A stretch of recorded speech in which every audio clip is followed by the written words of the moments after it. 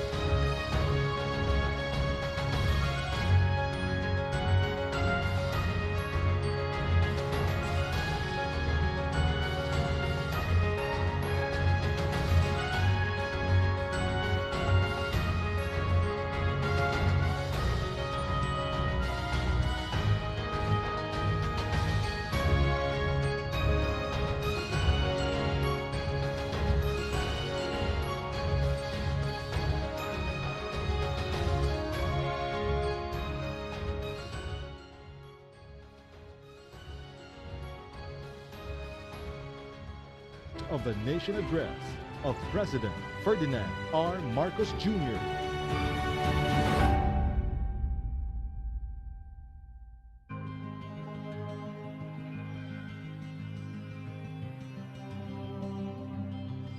To my fellow Filipinos, ang aking mga minamahal na kababayan, batid ko na hindi madali ang ating pinagdaraanan sa nakaraang higit na 2 taon. Alam ko rin na ang bawat isa sa inyo ay ginagawa ang lahat ng inyong makakaya upang patuloy na harapin ang lahat na pagsubok sa kasalukuyan.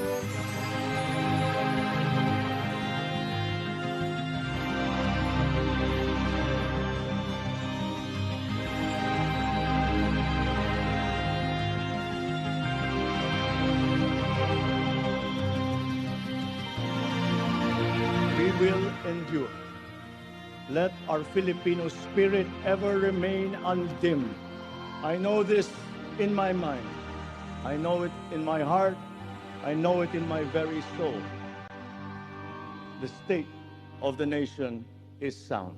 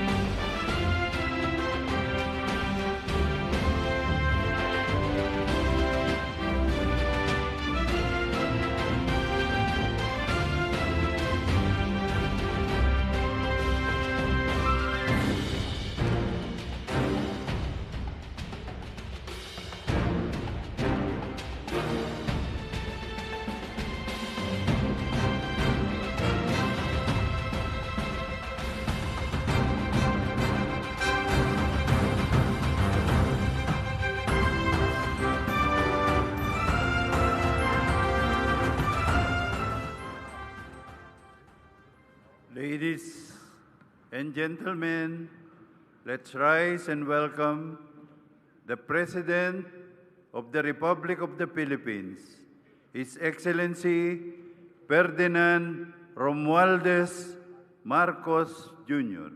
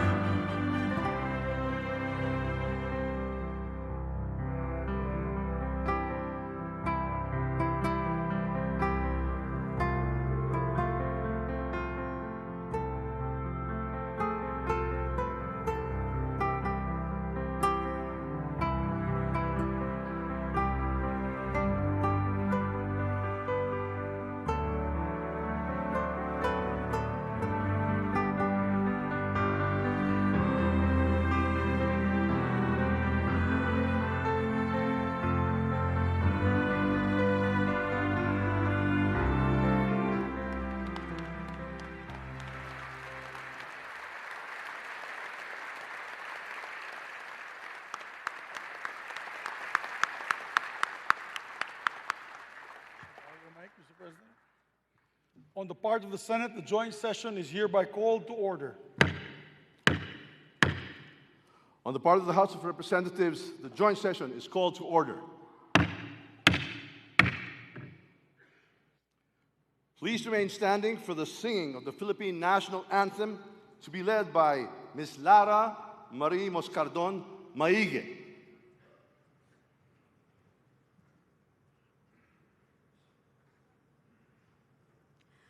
Bayang magiliw, perlas ng silanganan, alab ng puso, sa dibdib mo'y buhay.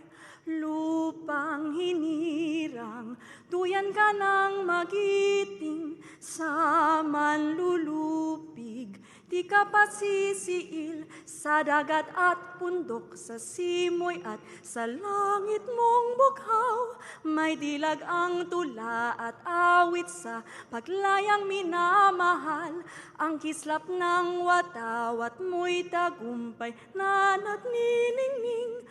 Ang bituin at araw niya kailan pa may di magdidilim. Lupa ng araw ng luwalhatit pagsinta, buhay ay langit sa piling mo. Aming ligaya na pag may manghahapi, ang mamatay ng dahil sa'yo.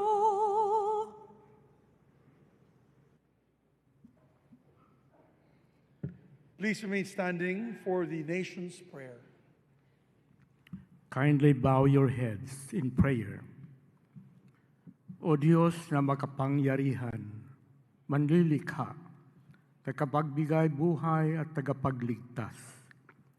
Salamat po sa inyong paggabay sa buong sandaigdigan, lalo na sa pagkalinga sa sangkatauhan mula sa dumating na pandemya.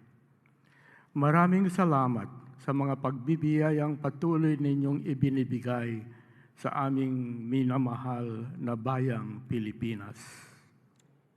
Bismillahirrahmanirrahim. Allahumma barik lana hadal ijtima.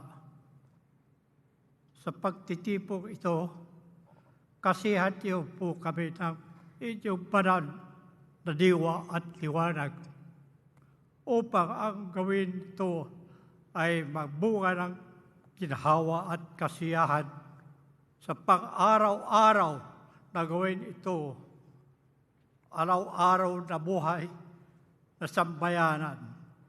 Salamat po sa muling pagsigla ng aming ekonomiya sa pag-unlad ng agrikultura at turismo, pag-inam ng education at pagkalahatan pang-agat ng ibang sektor ng serbisyo, production at pangangalakal na nagbibigay sa amin ng pagkain at kabuhayan. Rabbana atina fid dunya hasanatan wa fil akhirati hasanatan wa qina adhaban nar. Walhamdulillahi rabbil alamin. Salamat po sa matibay na bigkis ng aming pamilya at lipunan. Nakalakip ng kaloob niyong matibay na pananampalataya sa inyo at ang aming pananalig sa pamahalaan ay sama-samang bumuo ng aming matibay na pundasyon bilang isang bayan. Ang pamilya, pamahalaan at pananalig namin sa inyo, Ama, ang siya rin naming sandigan, kanlungan, at bukal ng lakas sa pagharap at pananagumpay sa maraming hamon ng buhay. Salamat po sa pag-iral ng kapayapaan at kaayusan sa gitna at sa kabila ng iba't ibang pananaw, sa marubdob at masiglang diskurso ng aming demokrasya. Tulungan niyo po kami upang makamit ang mas malalim, matibay, malawak na kapayapaan sa ikabubuti ng lahat. Akayin niyo po kami sa pagpapaunlad panglalo ng ekonomiya upang makarating ang mas maraming biyaya sa bawat tahanang Pilipino. Kalakip nito, bigyan niyo rin po kami ng dunong at pagkakaisa sa pagharap at pangangasiwa ng hamon ng climate change. Maghari po kayo ng ganap ang inyong banal na diwa sa puso at isip ng aming mga mamamayan at mga pinuno, mga mambabatas, na mamahala at mga hukom, 10 ng kanilang mga tauhan, upang ang buong katapatan, ang paglilingkod nila at kagandahang loob na manguna sila at maglingkod tungo sa mapayapa, makatarungan, maayos, maunlad, masagana at masayang pamumuhay ng buong sambayanan. Itinatalaga po namin ang gawain ito sa inyo pong mabunyi at dakilang pangalan.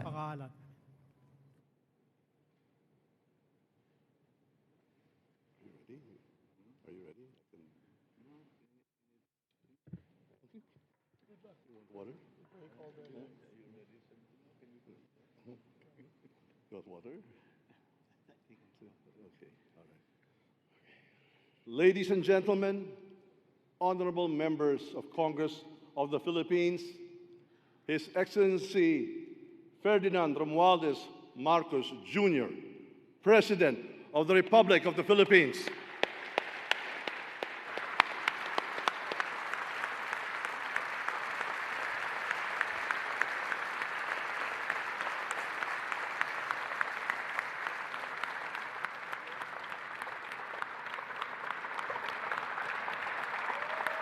Thank you.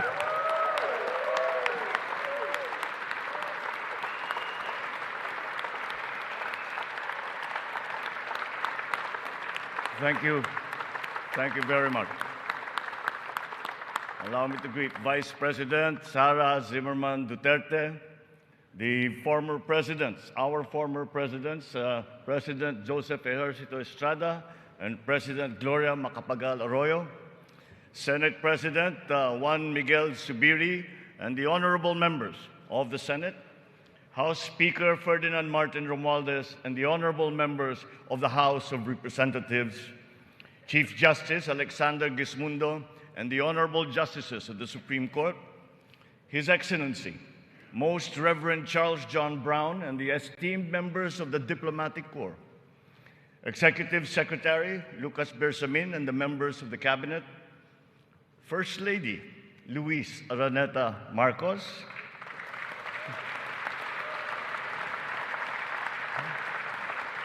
former First Lady Imelda Romualdez Marcos,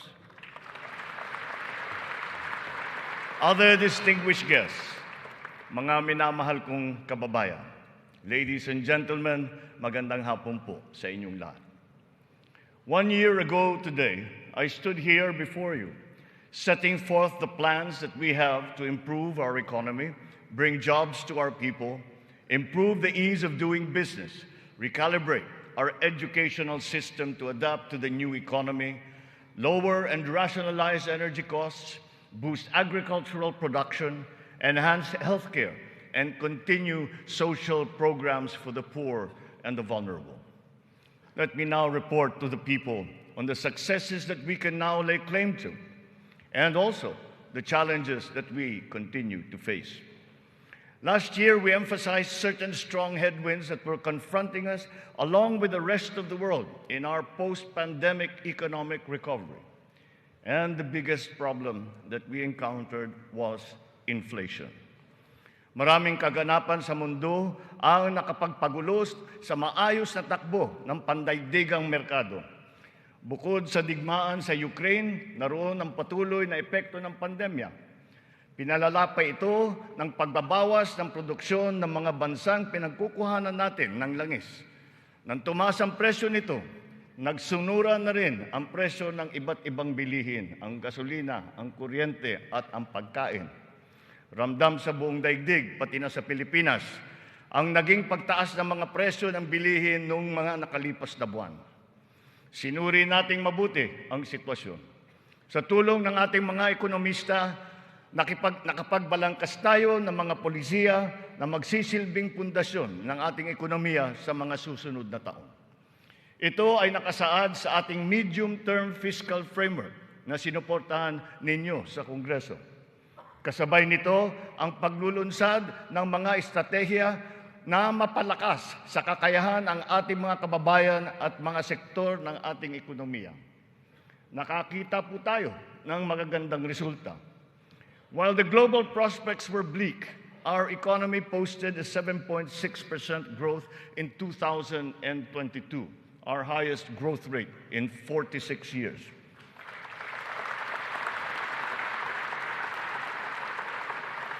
For the first quarter of this year, our growth has registered at 6.4%.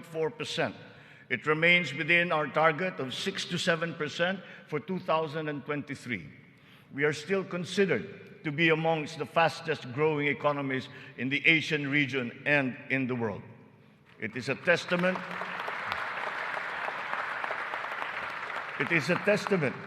to our strong macroeconomic fundamentals. Our financial system, the nerve center of our economy, remains strong and stable. Banks, the transmission arms of our monetary policy, have strong capital and liquidity positions. Stimulated by the relaxation of pandemic restrictions, transactions once again have flourished alongside the booming e-commerce that was undeterred by the pandemic in 2022. The digital economy contributed 2 trillion pesos, the equivalent of 9.4% of our GDP. The economy is revived and rejuvenated, backstopped by a favorable enabling environment and the strong rule of law. This year, the World Bank projects a 6% overall growth rate, well within the range of our targets for the year.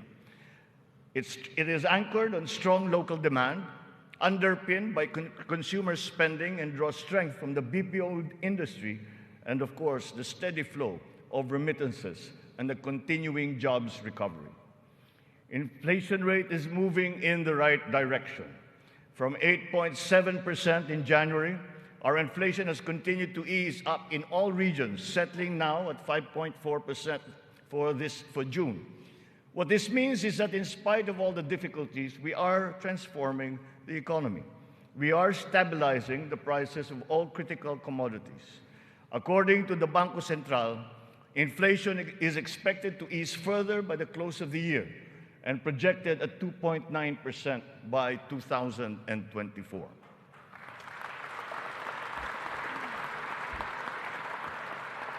On matters of the economy, there are many things over which we have no control. But over those where we do have control, we are doing everything we can. Puspusan ang ating ginagawa upang pataasin ang produksyon ng ating ekonomiya. Pinapalago natin ang mga industriya. Dinadagdagan natin ang mga infrastruktura upang mas mapabilis ang daloy ng mga produkto at ng serbisyo. Higit sa lahat, pinapalakas natin ang kakayahan ng mga mamamayan upang mapaganda nila ang kanilang pamumuhay. Ito ang punot dulo ng ating Philippine Development Plan. Investments in public infrastructure and in the capacity of our people through food, education, health, jobs, and social protection remain our top priority. For this year, economic and social services were allocated almost 70% of the national budget. Higher revenue collections will be critical in our bid to bolster public investments. Under our fiscal framework, we envision our tax and revenue efforts to further increase to up to 16.9% and 17.3% by 2028. Revenue generation has improved this year. From January to May, the Bureau of Internal Revenue has posted record collections amounting to 1.05 trillion pesos, an increase of almost 10% over the last year.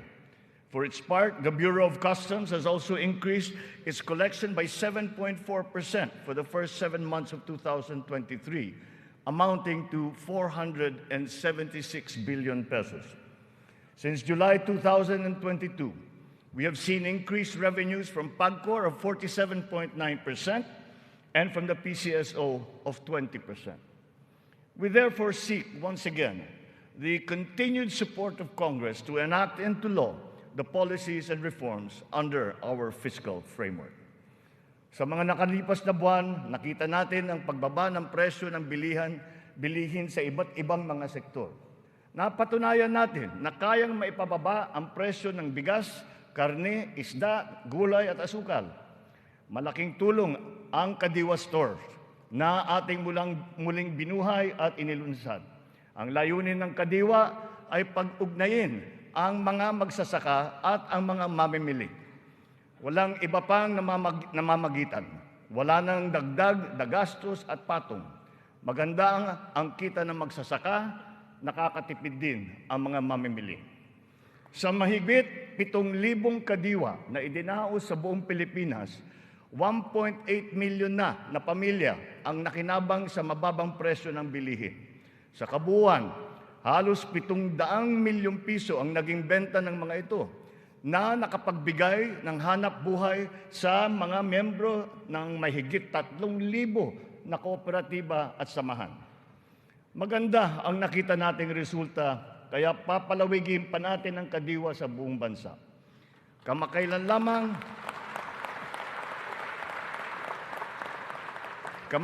lamang ay nagsanib puwersa na ang mga ahensya ng pamahalaan upang lalo pang patibayin ang Kadiwa. Katuwang natin dito ang buong sektor ng agrikultura at ang lokal na pamahalaan. Our aim is to boost our local agricultural production through consolidation, modernization, mechanization, and improvement of value chains, augmented by timely and calibrated importation as needed. Nakita nating tumaas ng 2.2% ang sektor ng agrikultura sa unang 3 buwan ng taong ito. In our quest for food security, our methods are now more guided by science and the balance of nature, so that production is both sustainable and responsible, benefiting both this and future generations. Our fisheries codes must be revised to incorporate and strengthen science-based analysis and determination of fishing areas. This approach will protect both the interests of our fisherfolk and our fisheries and aquatic resources. To this end, we will seek the support of Congress to amend the code to guarantee sustainable development of our fisheries sector in harmony with environmental balance.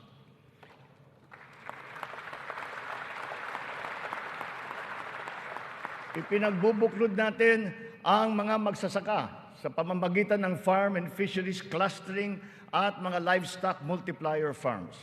300 cluster na ang ating natukoy na binubuo ng halos 900 kooperatiba at may lawak na mahigit na 200,000 hektarya ng bukirin. Upang mas mapabilis at mas mapadali ang pagbuo ng kooperatiba, kakailanganin natin ang suporta ng Kongreso na maamyendahan ang Cooperative Code. Sa pamamagitan nito, unti-unting lalakas ang kanilang produksyon at puwersa sa merkado. Totoo ang kasabihan, mas malapas basta't sama-sama. Pinapalawak natin ang kanilang kaalaman sa makabagong mga teknolohiya at pamamaraan. Isa na rito ang paggamit ng biofertilizer na gawa sa Pilipinas at subok din at maaasahan. Sa balanced fertilizer strategy, gaganda ang ani ng mga magsasaka. Hindi na nila kailangan pang umasa sa mas mahal at imported na fertilizer. Bilang tulong sa mga magsasaka, namigay ang pamahalaan ng mahigit 28,000 mga makabagong makinarya at mga kagamitan sa iba't ibang dako ng Pilipinas. Sa ilalim ng iba't ibang mga programa ng kagawaran ng agrikultura, namigay ang pamahalaan ng mahigit na 50 milyong binhi ng palay, mahigit 1 milyong binhi ng mais, at sari-saring mga binhi ng gulay. Nagpamigay tayo ng mahigit 100,000 binhi ng nyug at nagpatanim sa halos 10,000 hektarya ng lupa sa buong bansa. Lahat ng mga binhing ito ay makabago, hybrid, at mataas ang kalidad. Sa naging pagtaas ng presyo ng gasolina at pataba, Nagdala ng kaunting ginhawa ang mga fuel at fertilizer discount vouchers na ating pinamigay sa mga nahihirapang magsasaka. Ang mga natanggap nating donasyon na pataba mula sa China, pinimigay na natin kaagad sa kanila. Isa sa mga dahilan ng pagtaas ng presyo ay ang mga smuggler, mga hoarder at mga nagmamanipula ng presyo ng produktong agrikultural. Hinahabol at ihaabla natin sila. Sadyang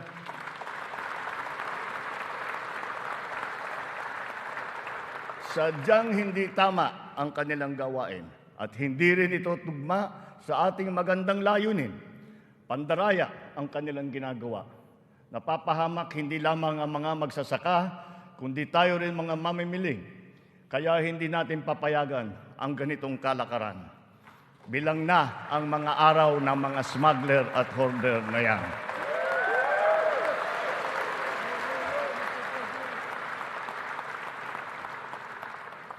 Mahalaga ang infrastruktura para masuportahan ang may 14 na milyong hektarya ng sakahan.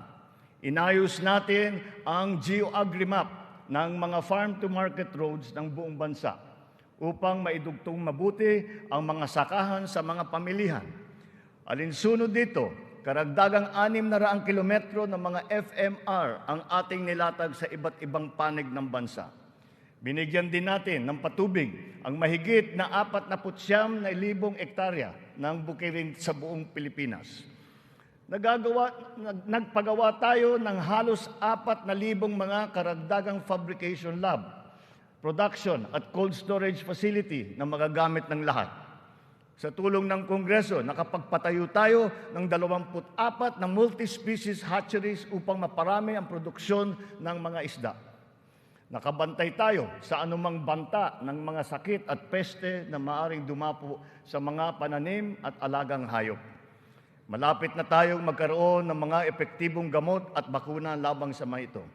Samantala, pinapalakas natin ang biosecurity levels ng mga alagang hayop bilang panlaban sa sakit.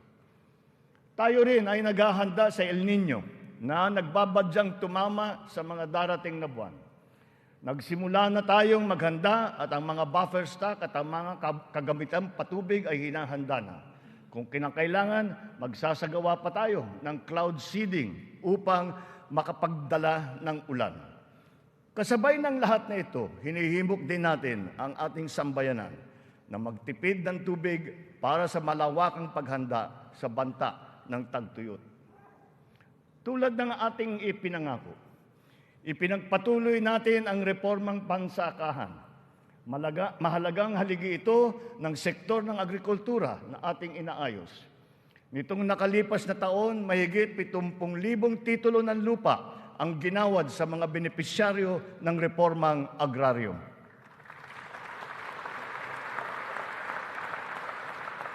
Tamang-tama ang ating pagpapatigil ng mga bayarin ng mga benepisyaryo sa ilalim ng ating nilagdaan EO number 4. Isang taon mula nung aking unang SONA na isabatas na ang bagong Agrarian Emancipation Act.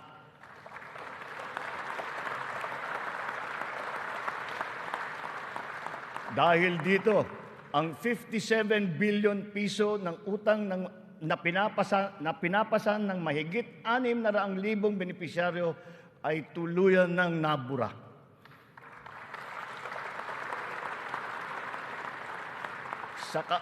Sa ngalan ng mga magsasakang ito at ang kanilang mga pamilya, maraming salamat muli sa ating mga mambabatas.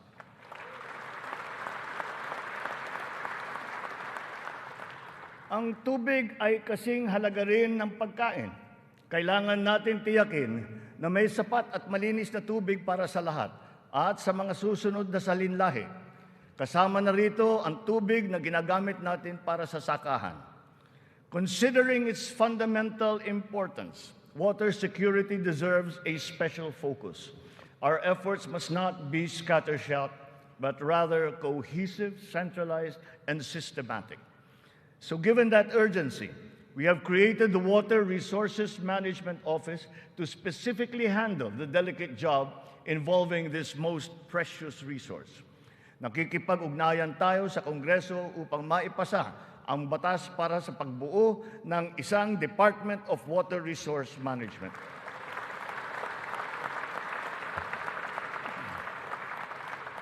This year, we have allocated 14.6 billion pesos for water supply projects, which will benefit communities all over the country.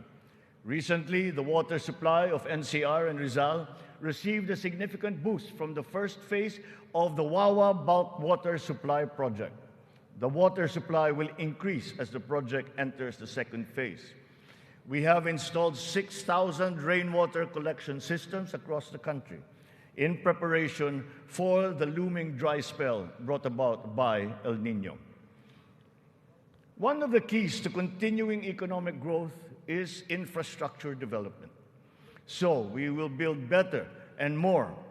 Our 8.3 trillion peso Build Better More program is currently in progress and being vigorously implemented.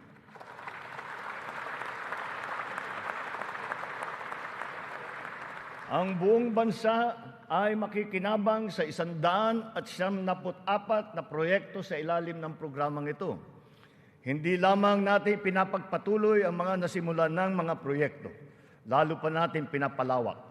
Kaya naman, ang 123 proyekto dito sa Build Better More program ay bago. The flagship projects cover investments in the areas of physical connectivity, water resources, agriculture, health, digital connectivity, and energy.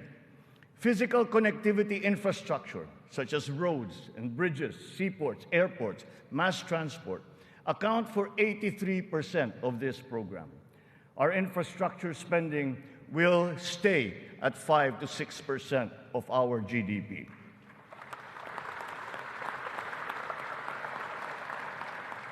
The underlying logic to our infrastructure development is economic efficiency. We are opening up all gateways to mobilize goods and services at less cost and in less time, and ultimately to drive the economy forward. Our road network plans must link not only our 3 major islands, but all prospective sites of economic development. The 1,200-kilometer Luzon Spine Expressway Networks program will effectively connect Ilocos to Bicol from 20 hours to just 9 hours of travel.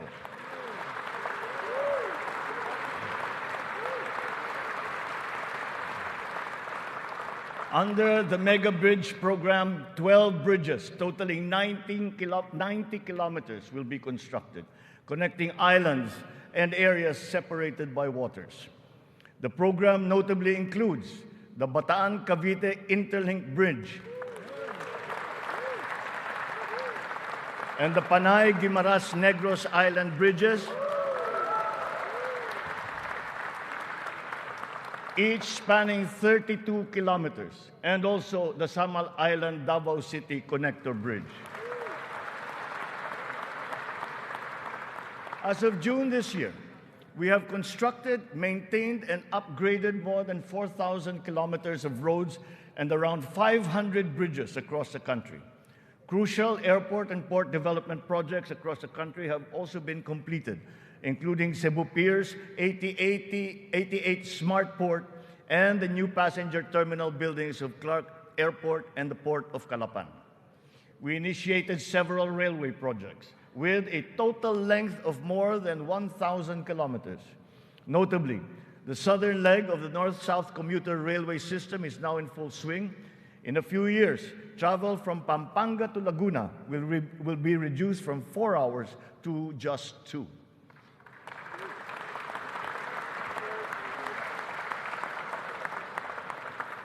Intermodal connectivity will also be a primary consideration. Roads, bridges, and mass transport systems will be interconnected. This network will provide access and passage to vital and bustling economic markets, such as agriculture hubs, tourism sites, and key business districts. For strategic financing, some of the nation's high-priority projects can now look to the newly established Maharlika Investment Fund without the added debt burden. In pooling a small fraction of the considerable but underutilized government funds, the funds shall be used to make high-impact and profitable investments, such as the Build Better More program. The gains from the fund shall be reinvested into the country's economic well-being. To ensure sound financial management, a group of internationally recognized economic managers shall oversee the operations of the fund, guided by the principles of transparency and accountability. This guarantees that investment decisions will be based on financial considerations alone, absent any political influence.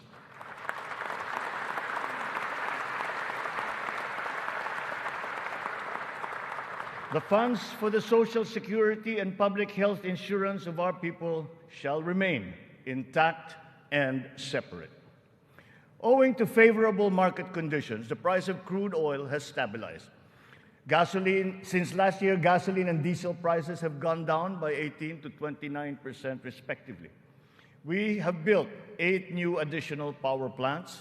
This brings to 17 the total number of power generation facilities that have been switched on across the country since last year, substantially increasing our energy production by 1,174 megawatts. Alongside power generation, we are also as relentless in pursuing total electrification.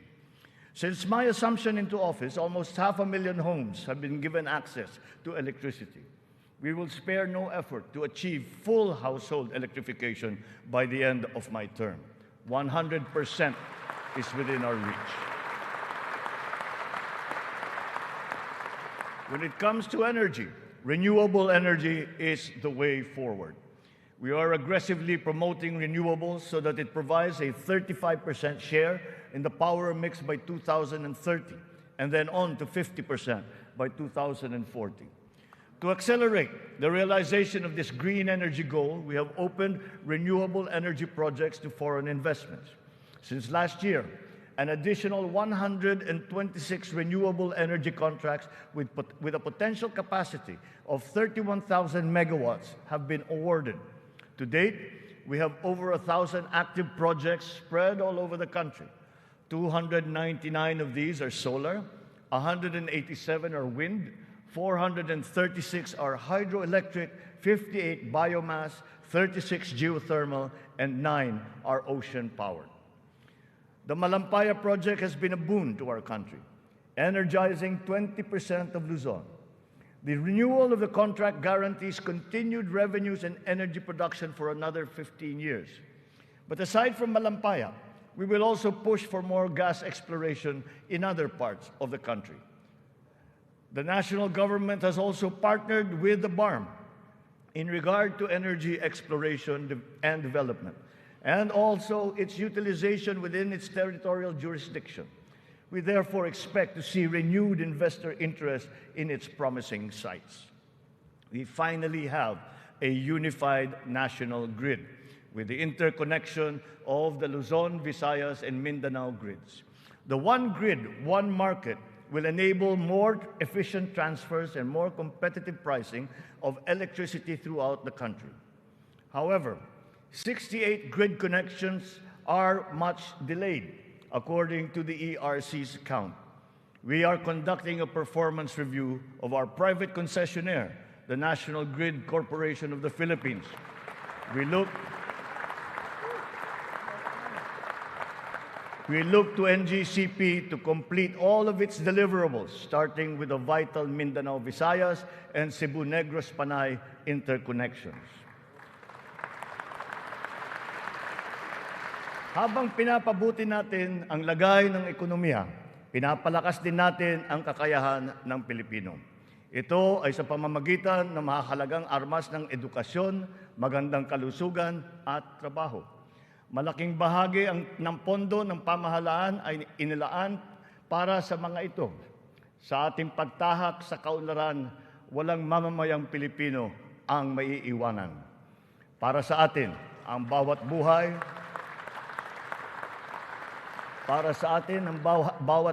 ay mahalaga.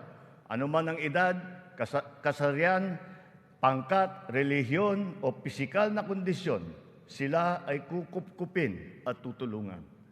Naglalaan tayo ng sapat na pondo para sa mga paglingap ng mga lubos na nangangailangan. Layunin natin na sila ay makabangon, mabigyan ng sapat ng kakayahan at maging produktibo.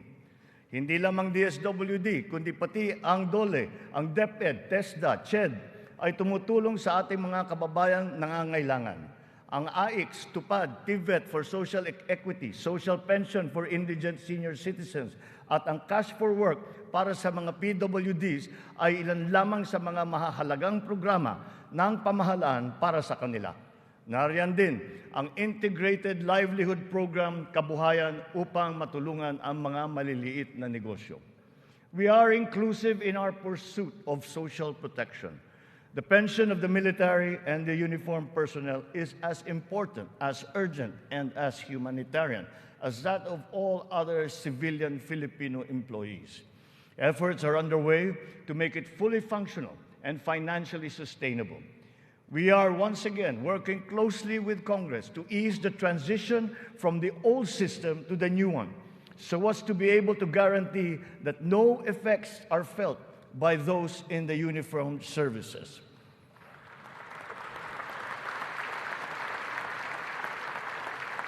Nagsisimula ang lahat sa edukasyon. Ito ay para palakasin ang isip at kakayahan ng bawat Pilipino. Ang ating butihing Vice Presidente, na kalihim din ng kagawaran ng edukasyon, ay tumutulong upang tiyakin na ang bawat batang Pilipino ay mabibigyan ng nararapat at kalidad na edukasyon.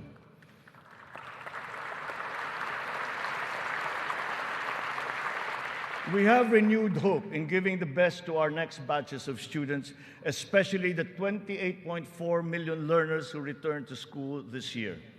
Learning recovery will be at the forefront of our education agenda.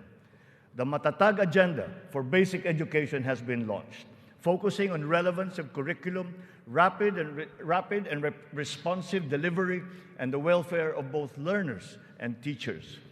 We are augmenting as well our school workforce. 90% of the newly created teaching positions have now been filled, while additional administrative personnel have been hired to unburden the teachers of any extra load.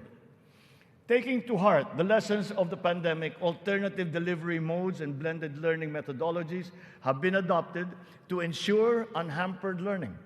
Additional social safety nets, such as school-based feeding programs, are also being implemented. Learners will be made more resilient. Our public schools and facilities are being increased and fortified. The shortage of classrooms and facilities is being addressed. Aside from new construction, schools and facilities are being retrofitted to become ready for the future, ready for hybrid and high-tech learning, and also climate-ready and disaster-proof. Through the DepEd Partnership Assistance Portal, private sector partners continue their assistance in the rehabilitation and improvement of schools as part of their corporate social responsibility programs. We are recalibrating the K-10 curriculum to ensure that it is always relevant, responsive, and at par with international standards. Literacy and numeracy skills need to be strengthened. The virtue of good citizenship and sense of community are also now integrated into our curriculum. We continue to exhaust all efforts to keep our young people away from the sinister influences in the dark corners of society. We are making available to them their participation in formal schooling, alternative learning, non-diploma courses, or in technical vocational education and training, or TVET. TVET continues to prove itself to be an empowering educational intervention. There are many examples of how its graduates have gone on to secure competitive technical jobs. Since last year, more than 1 million Filipinos graduated from the TVET, one-third of whom were TESDA scholars. More and more of our higher education institutions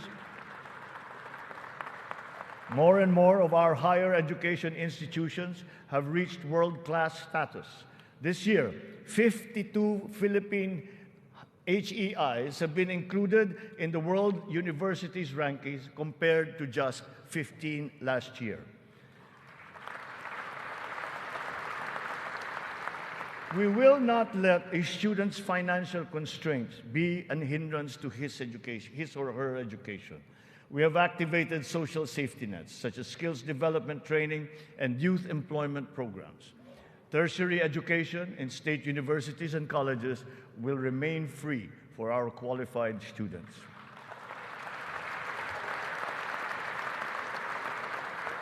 Last year, out of the 4.1 million enrolled college students, almost 50% were beneficiaries of the country's free higher education under the Universal Access to Quality Tertiary Education program.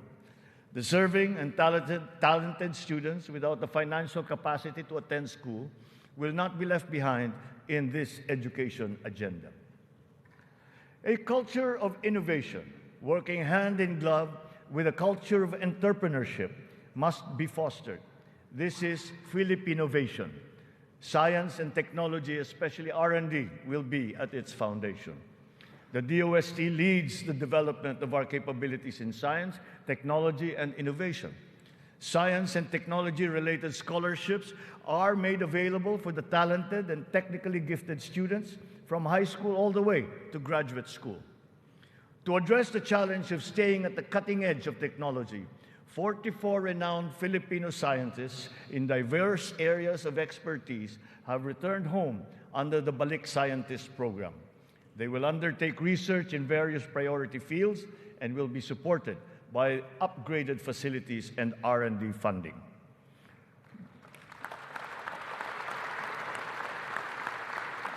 The Philippines has launched 2 additional satellites into space.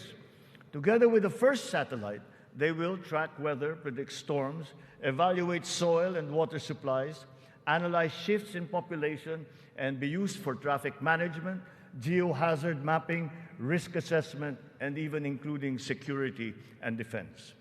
Science, technology, and innovation will drive the quality and competitiveness of our workforce, as well as our manufacturing, export, creative, and service industries, in existing markets and in new ones waiting to be explored. The bane of the mismatch between jobs and skills among our workforce is being rectified through strengthened government, industry, labor, academic partnerships, and the continuous reskilling and upskilling training programs that we have put before our workforce. For our seafarers to continue to excel, maritime education in the Philippines has been strengthened. This will progress and solidify our country's position as a global maritime hub through the steady supply of competent Filipino seafarers to foreign merchant marine vessels. The question about the European Union's recognition of the standards of training of Filipino seafarers has, after 17 years, finally been resolved.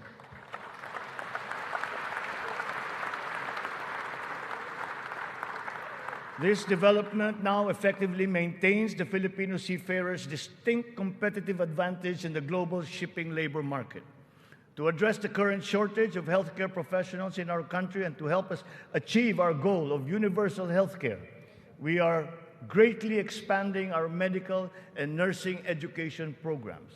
We will push the envelope even further. We are helping nursing graduates hurdle their board exams so that they will obtain their licenses and join our pool of healthcare professionals.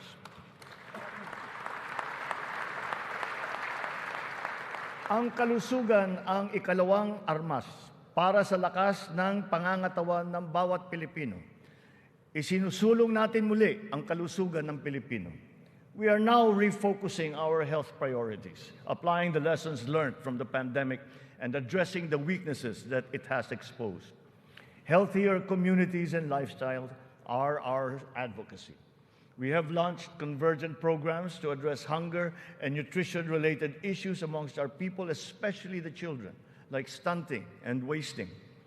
Last week, we introduced the pilot food stamp program, which seeks to supply the nutrition needs of the million most food-poor Filipinos. The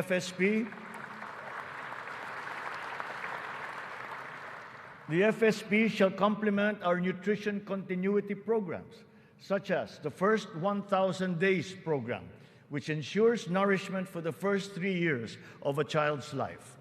The supplemental feeding program is for our children attending daycare centers. The K-6 program will feed kindergarten to grade 6 public school students who are suffering from wasting and severe malnutrition. We are catching up on the routine vaccinations of our children. As of this year, more than 80% of our eligible children have been vaccinated against measles, rubella, and polio. Nananawagan ako sa lahat ng mga magulang na kumplituhin ang mga bakuna ng kanilang mga anak at magtungo sa pinakamalapit na health center para sa mga libreng bakuna. The whole of society must exert efforts to suppress the alarming rise of tuberculosis and HIV/AIDS. To stem the tide, the strategic plan is to ensure early diagnosis and treatment and ample testing sites and medications. Our healthcare system is undergoing structural changes. Public health facilities are being increased, both in number and in capability. Last year, more than 3,400 projects were completed. To improve capacity for specialized medical treatment, specialty centers in various fields are being established and integrated into our government hospitals. And the last year, additional 60 specialty centers have been opened to the public. Just last week, we inspected the site of what will soon be a 5-hectare multi-specialty center in Pampanga, which will specialize in pediatrics, cardiology, kidney, and cancer treatment.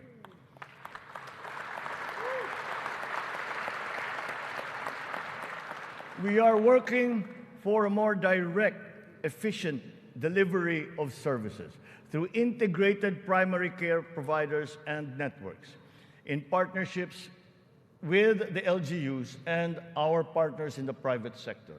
These shall, of course, be supported by what is now a better and more efficient PhilHealth. Ang presyo ng mga mahalaga at pangunahing gamot ay bumaba ng humigit kumulang ng 40%. Mayroon ding iba na bumaba na hanggang 70%. Aside from the maximum retail price regulation being implemented, strategic VAT exemptions also lowered the prices of 59 essential medications such as those for cancer, diabetes, hypertension, kidney disease, and mental illness. Palapit na tayo. Palapit na tayo sa hangarin na ang lahat ng Pilipino ay makakakuha ng serbisyong pangkalusugan. Sa ngayon, mahigit 93% na ang kasapi sa PhilHealth. Sa pinagandang konsulta package ng PhilHealth, 21 klase ng mga gamot at 13 laboratory service ang ibibigay ng libre. Ngayon, meron na tayong mahigit 2,000 konsulta center sa buong bansa. Ang bilang na ito ay mas marami ng 35% mula nung nakalipas na taon. Upang mas lalo pang makatulong sa mga pasyente, ang dating 70 libreng dialysis session ay inakyat na natin sa 156.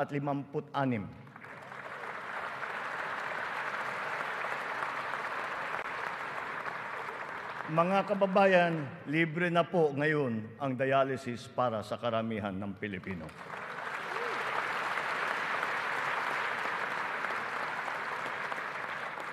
Noong nakalipas na taon, mahigit 3.4 milyon na Pilipino ang nabigyan ng tulong sa ilalim ng Medical Assistance for Indigent Patients program ng DOH. Tinutugunan natin ngayon ang ating kakulangan sa mga doktor at mga nurse sa pamamagitan ng mga reforma sa edukasyon, patuloy na pagsasanay at paniniguro sa kanilang kapakanan. Naglagay po tayo ng doktor sa halos 200 munisipyo sa bansa. Lalagyan natin din ng doktor ang natitirang 19 na bayan na wala pang doktor. Upang masuklian naman natin ang naging sakripisyo ng ating mga health workers sa pribado at pampubliko ng mga ospital nung nakaraang pandemya, ipapamahagi na sa kanila ang kanilang COVID Health Emergency Allowance at iba pang mga nabinbing benepisyo.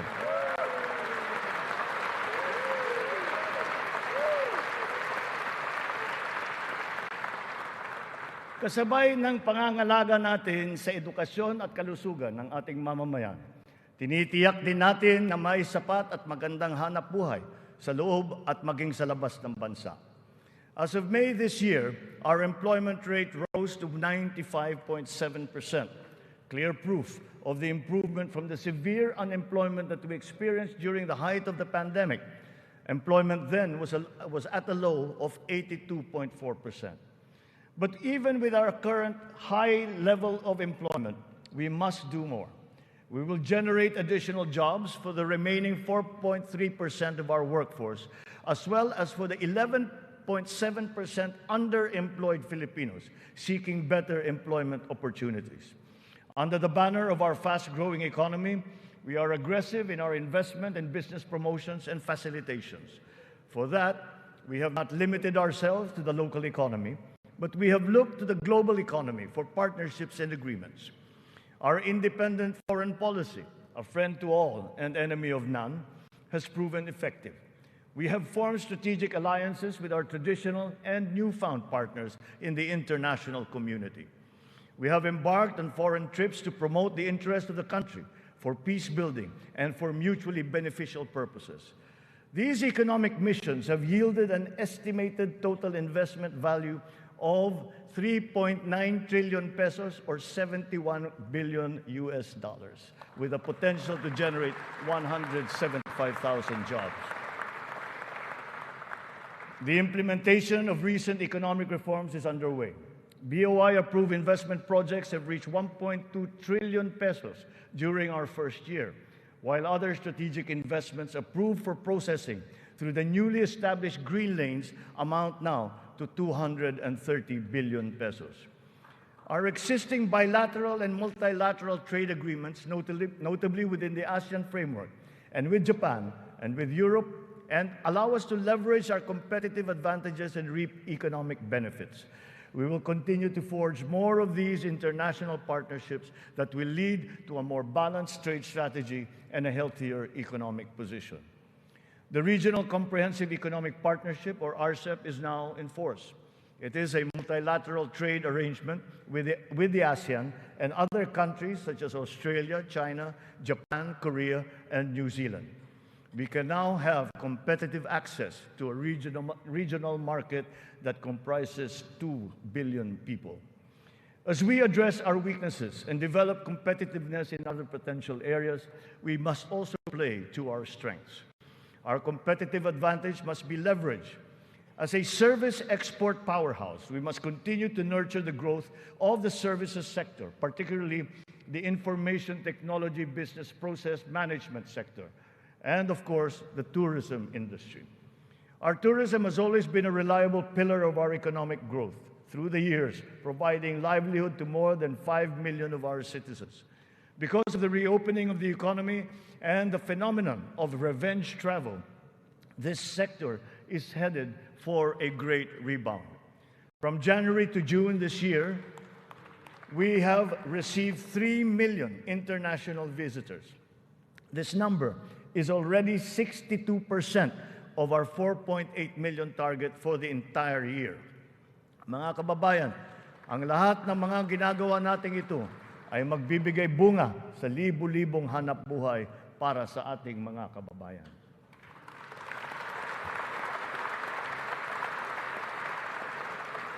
To create these investment opportunities, we must ensure that an enabling business environment is in place, that there is peace and order, and that the rule of law governs. We will solidify our country's reputation as an attractive and reliable investment destination. Building on institutional reforms of recent years, we have created green lanes for strategic investments and expedited the business processes in various sectors and investment modalities. A progressive and rationalized system of taxation is a component of the ease of doing business. The CREATE law has made our corporate tax and incentive schemes equitable and business-friendly. there are more structural tax reforms that must be introduced to allow us to reach our socioeconomic targets. Digitalization is the call of today, not the call of the future, not the call of the future, but of the present. It is here, it is needed, and it is needed today. Government must fully embrace digitalization to provide better service to the people through its vital frontline services and its back-end functions. Digitalization will support the government's data-driven and science-based planning and decision-making. It is the greatest, most powerful tool, not just to improve the ease of doing business, but also against many forms of graft and corruption. Data shows that digitalization, in conjunction with government streamlining efforts, has significantly boosted efficiency. Notable examples are in the areas of government payments, company and business registrations, issuance of permits and licenses, loan applications, and revenue collection. All our digitalization efforts will be linked to our payment systems, whose digital transformation has been accelerating at a remarkable rate. Digital payments accounted for 42% of the total retail payments made in 2022, whether by businesses or individuals or by the government.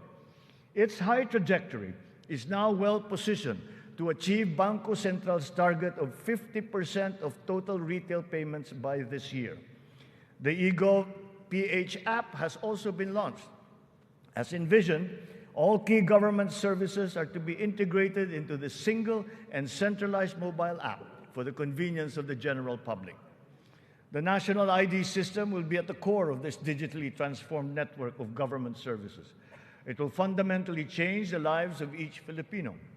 At 87% total registration, we are now closer to establishing a complete, accurate, and reliable digital database of our own for the entire population. This has already been integrated into the eGov PH app and can be now accessed by our citizens. Consistent with this transformative policy direction, all government offices must then ensure that their vital services are digitalized immediately. In response to this call, the Department of Migrant Workers launched last week the Department of Migrant Workers Mobile to make the journey of our overseas Filipino workers easier. Because of system upgrades, our internet speed has improved.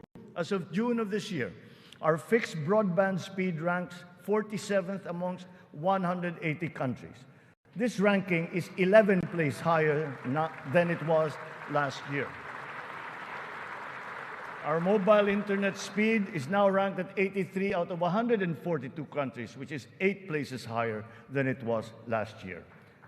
There will be more improvements as our internet infrastructure undergoes further upgrades. Earlier this year, Starlink went live in the Philippines, now providing high-speed satellite broadband connectivity. Our national fiber backbone and broadband ng MASA projects will also deliver high connectivity and high-speed internet.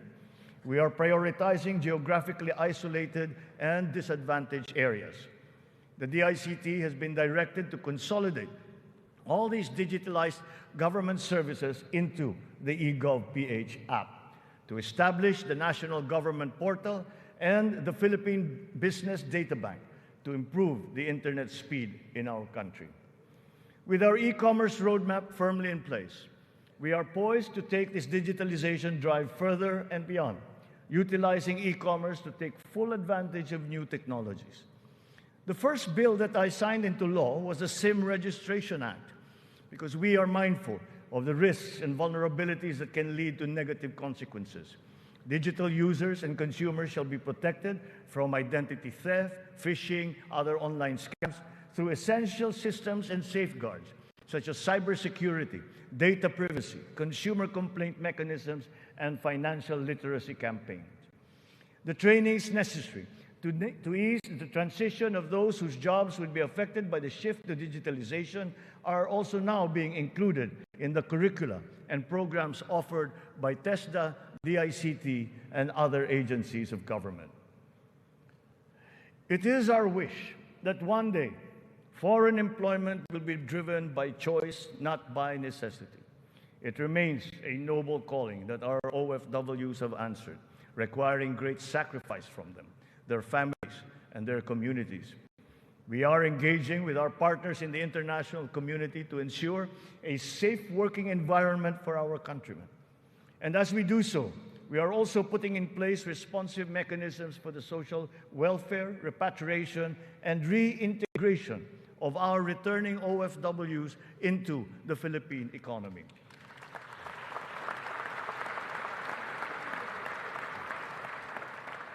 As the world economy reopens, we are witnessing a rise in overseas Filipino deployment. In 2022, the number has increased by 62%. OFWs continue to send in historically high remittances, solidifying their role in our transformative economic growth. In 2022, our OFWs contributed $32.5 billion, or roughly 1.8 trillion pesos, to our economy. Several countries have also signified interest to explore bilateral labor cooperation with the Philippines in the areas of healthcare, tourism, hospitality, engineering, construction, and information technology. Recently, we signed agreements with Singapore, Austria, and the province of Alberta in Canada. Our priority is to ensure that the principles of ethical recruitment, fair employment, and the safe and orderly migration of our people are embodied in our agreements with other countries. For example, the deployment issue in the Kingdom of Saudi Arabia has now been resolved. And as of today, 70,000 of our OFWs have already been deployed to Saudi Arabia for employment.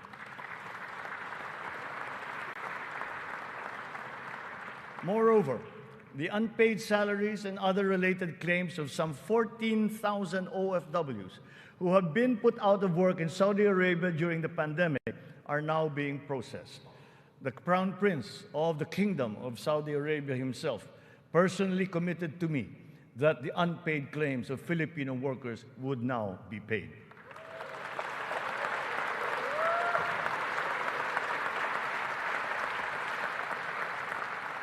The continued employment of some 50,000 workers and the deployment of many more Filipino seafarers aboard EU vessels has also been assured. The lesson for us is that our education and skills training must always be attuned to the high, exacting, and constantly evolving global standards. Sa pagsusumikap ng mga mamamayan, walang hindi kakayanin. Kahit ang mga matatayog na pangarap ay maaabot, kasama ang inaasam na tahanan. Katuwang natin ang lokal na pamahalaan at pribadong sektor upang matulungan ang Pilipino sa pangangailangan ng pabahay. Patuloy ang serbisyo ng Pag-ibig Fund upang makatulong sa kanyang 15 milyong membro para makabili ng bahay. Sa nakaraang taon, mahigit 100,000 ang kumuha ng housing loan sa Pag-ibig na nagkakahalaga ng 117 billion na piso. Ito ang pinakamataas ng bilang sa buong kasaysayan ng Pag-ibig.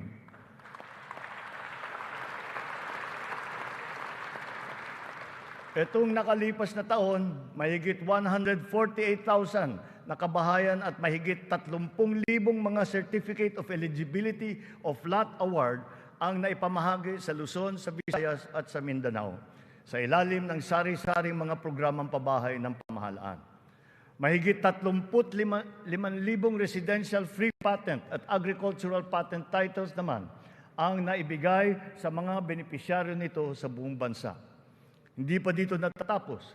Papalawigin pa natin ang ating programa sa abot-kayang pabahay, lalo na para sa mga mahihirap nating kababayan. Itong nakalipas na taon, inilunsad natin ang Pambansang Pabahay para sa Pilipino Housing Program o 4PH. Nagkaroon na tayo ng groundbreaking sa 25 lugar sa iba't ibang bahagi ng bansa. Nagpirmahan na rin ng kasunduan upang simulan ang mga proyekto sa mahigit 100 lokasyon. Kung susumahin natin ito, mahigit 1 milyong kabahayan ang may alay natin sa ating mga kababayan sa buong bansa.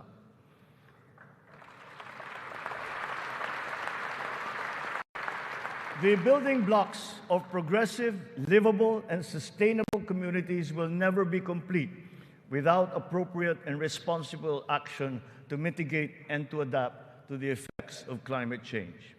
We can never lose sight of our responsibility to the future. The economic agenda cannot and will not ever be incompatible with our climate change agenda. Climate change is now an important criterion in our integral national policies, in planning, decision-making, up to the implementation of programs. The potential advantages of such enlightened policies extend to jobs and livelihood, with the unlocking of the development of the green and blue economies.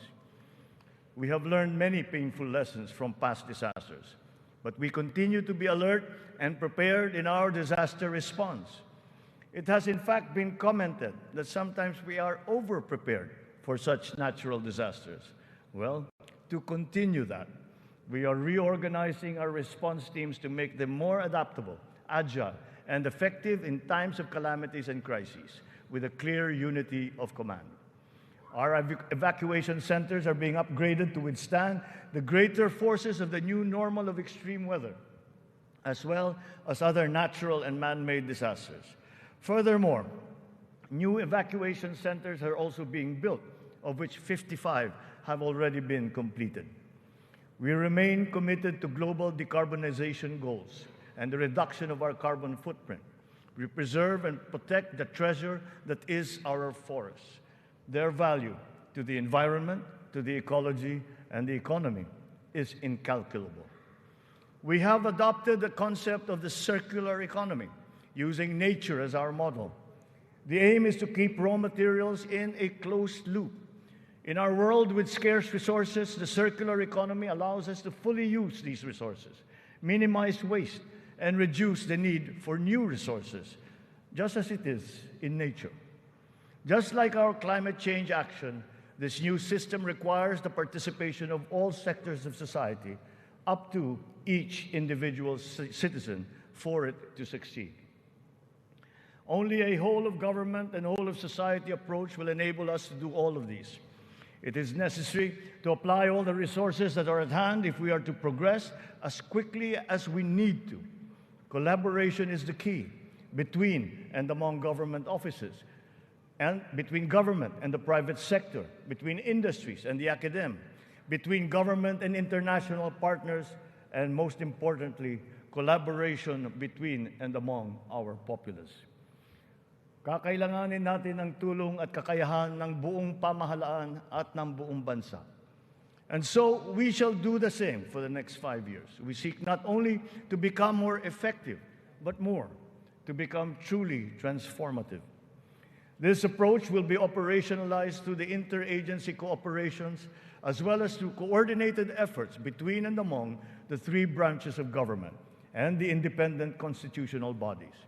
We have organized private sector advisory councils and national local mechanisms to establish the needed linkages. Once again, on this same principle, I urge the government to enact a new government procurement law and a new government auditing code.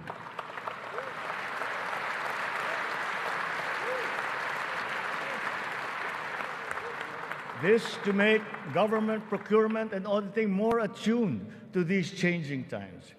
We will give effect to the mandate of the Constitution and the Local Government Code as clarified by the Supreme Court very soon.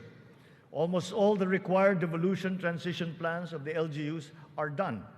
To fully prepare them for optimal devolution, the necessary technical and financial assistance is being extended to our local governments.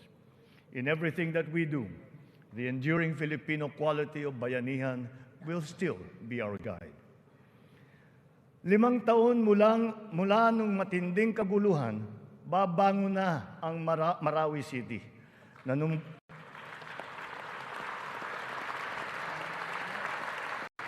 Nanunumbalik na ang sigla sa pamayanan, maraming proyekto ang nakumpleto at mga infrastrukturang naitatayo. Kasalukuyan na tayo nagpoproseso ng tulong pinansyal para sa mga biktima ng Marawi Siege upang sila ay makapagsimula muli. Naway mamayani ang pag-asa. Naway magpatuloy ang pagkakaisa, pagmamatyag at paghahangad ng kapayapaan at kaunlaran. We are proud of the progress that the BARM has taken. It will be self-governing. It will be self-governing, it will be progressive, and it will be effective. But this was only made possible because of the cooperation of all key groups. We talked to the local governments, the royal families, the MNLF, the MILF.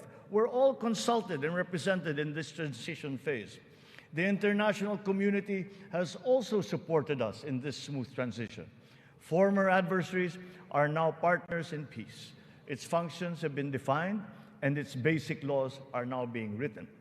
Through the BARM, we have strengthened the nation's prospects for finally achieving sustainable progress anchored on a true and lasting peace in southern Philippines. We will continue to support the progress of the BARM, apace with our singular vision for all Filipinos.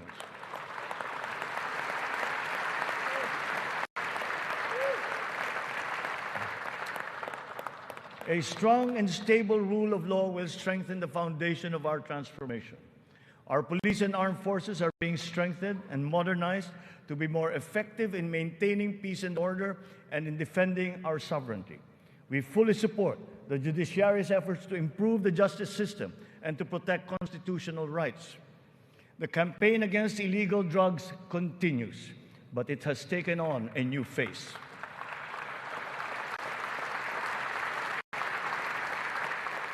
It is now geared towards community-based treatment, rehabilitation, education, and reintegration to curb drug dependence amongst our affected citizenry.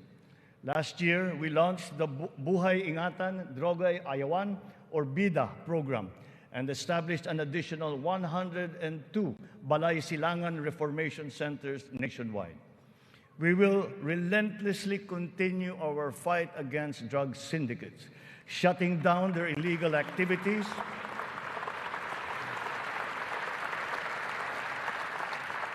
we will shut down their activities and dismantle their network of operations. Unscrupulous law enforcers and others involved in the highly nefarious drug trade have been exposed. I will be accepting their resignations.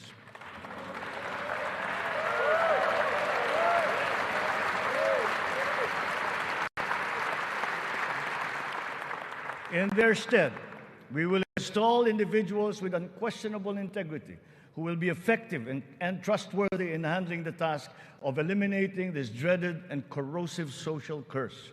We cannot tolerate corruption or incompetence in government.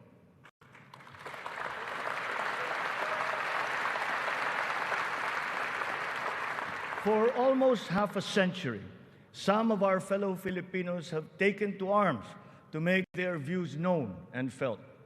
We are now at a point in our history when their armed struggle has evolved. We have now progressed together towards peace and development. We have incorporated capacity building and social protection into our reintegration programs to guarantee full decommissioning of former combatants. Through community development and livelihood programs, the barangay development and enhanced comprehensive local integration programs have been effective in addressing the root cause of conflict in the countryside. To complete this reintegration process, I will issue a proclamation granting amnesty to rebel returnees, and I ask Congress to support me in this endeavor.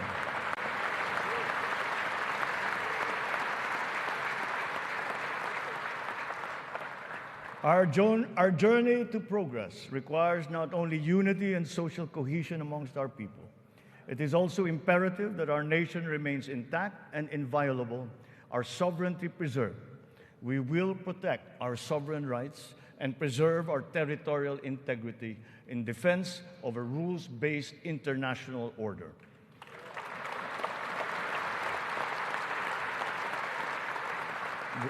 With our national interest paramount, we will always pursue constant dialogue and diplomatic approaches to the resolution of any issue that may arise.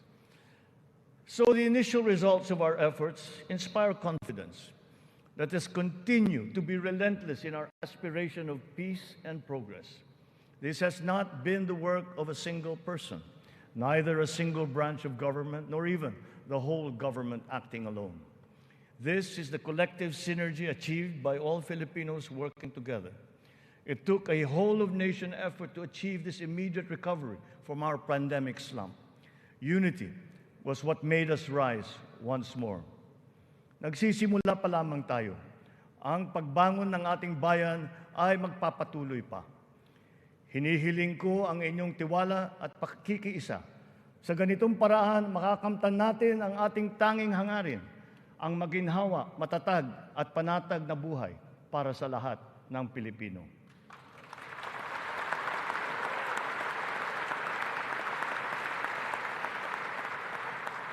Makikipagtulungan tayo ng mabuti sa Kongreso para sa mga mahahalagang batas na kinakailangan para sa ating tuloy-tuloy na pag-ahon. And once again, I appeal to Congress for its support for the following priority legislations.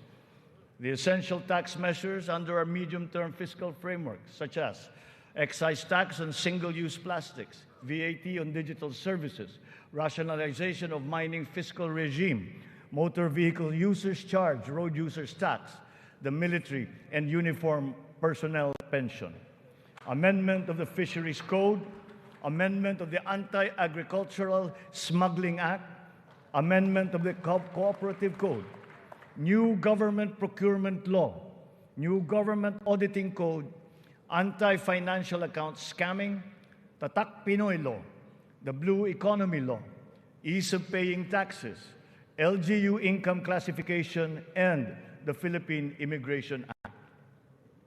In the past year, it has been a source of great hope and optimism to me to now know that there is an enormous pool of highly competent and dedicated workers serving in our government. It is up to us to provide good leadership and guidance. They love the Philippines and have responded to our call.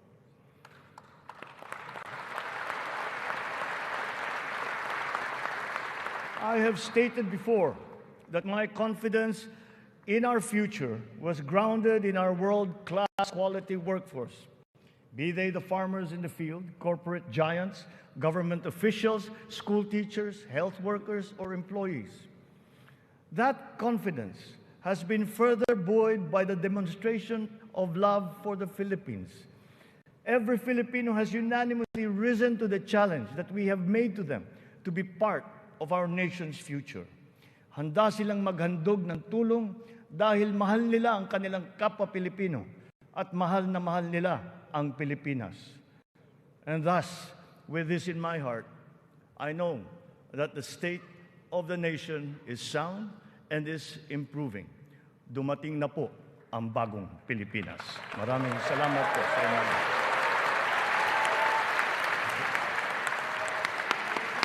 Yes.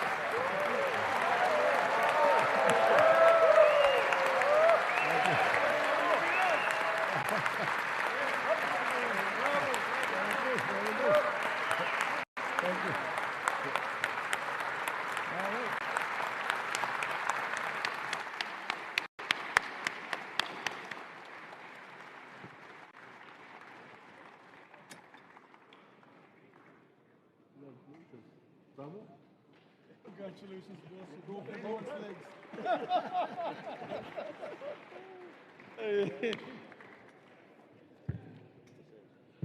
On the part of the Senate, the joint session is adjourned. On the part of the House of Representatives, the joint session is adjourned.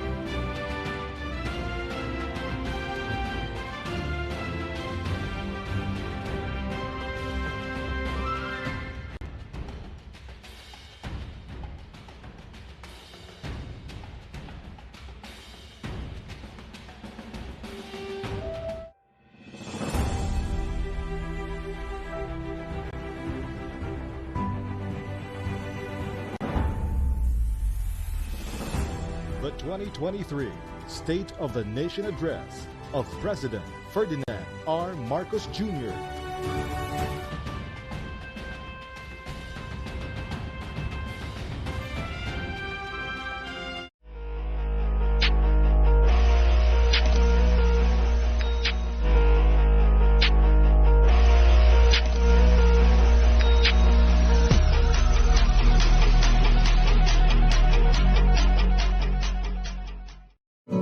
Enjoyed this video? Hit the like button and share with your friends. Also, subscribe to our channel for more videos like this. Thanks for watching.